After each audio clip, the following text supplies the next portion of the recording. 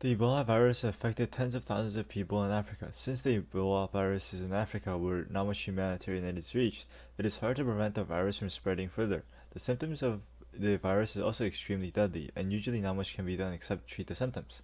The fact that the Ebola virus is virulent, easily transmissible, and hard to cure makes it very deadly. Ebola virus can spread through blood or bodily fluids such as urine, saliva, sweat, feces, vomit, breast milk, amniotic fluid, and semen of a person who is sick with or has died from the Ebola virus disease.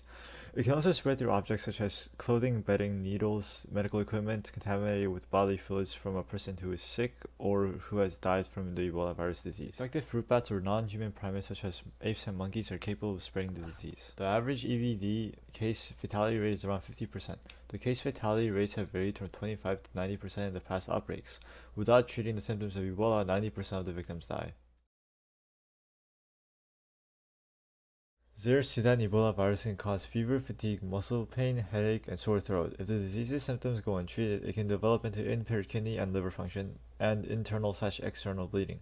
Bundibugyo Ebola virus can cause headache, vomiting, abdominal pain, difficulty swallowing, difficulty breathing, and hiccups. If the virus goes untreated, it can develop into diarrhea, conjunctivitis, skin rash, muscle pain, and bleeding.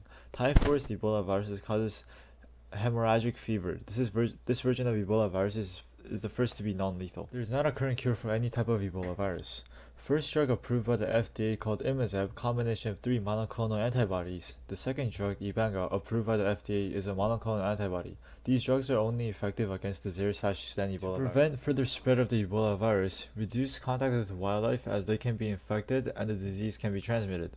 Reduce contact with other humans as they can be infected and the disease can be transmitted.